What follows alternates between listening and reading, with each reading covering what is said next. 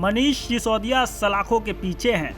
सिसोदिया का जेल जाना आम आदमी पार्टी के लिए परेशानी का सबब बन गया है, क्योंकि वो सरकार चलाने में महत्वपूर्ण भूमिका निभा रहे थे। उनके पास 18 से ज़्यादा विभाग थे। वे राज्य के गृह और वित्त मंत्री भी थे। उनके विभाग भी सिसोदिया ही संभाल रहे थे। सामने बजट है। सबसे बड़ी बात तो ये है कि अब दिल्ली सरकार का आगामी बजट कौन पेश करेगा? क्या केजरीवाल करेंगे? इसकी संभावना कम ही दिख रही है। इसके साथ ही सिसोदिया के पास बिजली विभाग भी थे।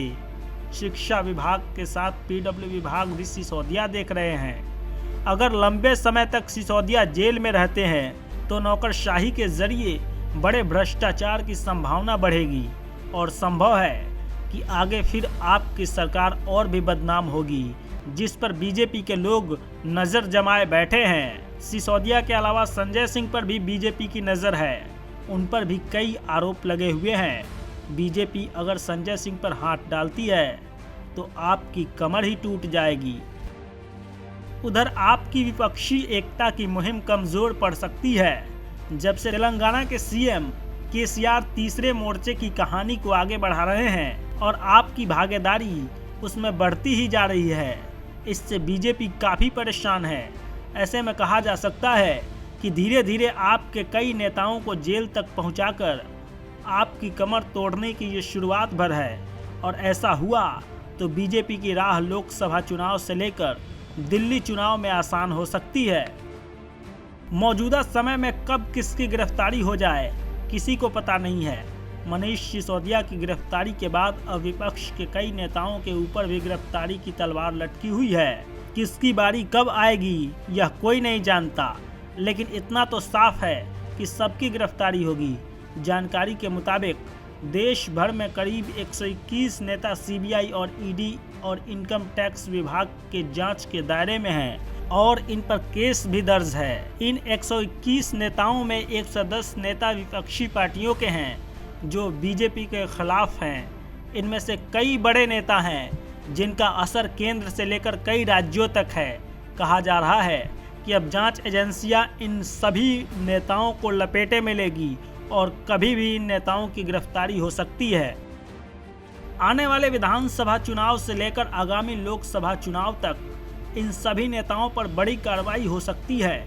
वैसे तो कांग्रेस के कई नेता पहले भी गिरफ्तार हो चुके हैं। उम्मीद की जा रही है कि कर्नाटक चुनाव से पहले कांग्रेस के कई और नेता जांच एजेंसियों के घेरे में आ सकते हैं। गिरफ्तारी तो सोनिया गांधी और राहुल गांधी की भी हो सकती है। भूपेंद्र हुड्डा पर भी गिरफ्तारी की तलवार लटकी हुई है। हरियाणा के 4 नेता जांच के दायरे में हैं और कभी भी इनके यहाँ जांच एजेंसियां पहुँच सकती है। सोनिया और राहुल गांधी नेशनल हेराल्ड मामले में ईडी के निशाने पर हैं। उधर एनसीपी के भी कई नेताओं पर गिरफ्तारी की तलवार लटकी हुई है।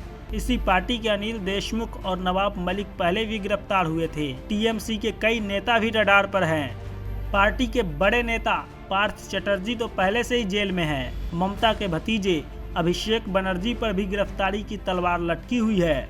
सपा का भी यही हाल है। आजम खान का तो पूरा परिवार ही गिरफ्तार है। इसके अलावा तेलंगाना के सीएम केसीआर की बेटी कविता की भी गिरफ्तारी हो सकती है। झारखंड के भी कई नेता जांच के दायरे में हैं। खुद सूबे के मुखिया हेमंत सोरेन, उनके भाई बसंत सोरेन दोनों जांच के दायरे में हैं। बिहार में लालू प्रसाद का पूरा परिवार जांच के दायरे में है। आने वाले समय में कई राज्यों में विधानसभा चुनाव है और 2024 में लोकसभा चुनाव भी है। इससे पहले विपक्ष तितर बितर दिखाई दे रहा है। अब जब आपके 2 बड़े नेता सलाखों के पीछे हैं, तब दिल्ली की सियासत में हलचल मची हुई है। तमाम सवाल खड़े होते हैं, क्या आगामी विधानसभा और लोकसभा चुनावों से पहले विपक्ष बिखर जाएगा? क्या बीजेपी विपक्ष को एकजुट नहीं होने देना चाहती है? ब्यूरो रिपोर्ट के साथ Jayendra Kumar, news watch India.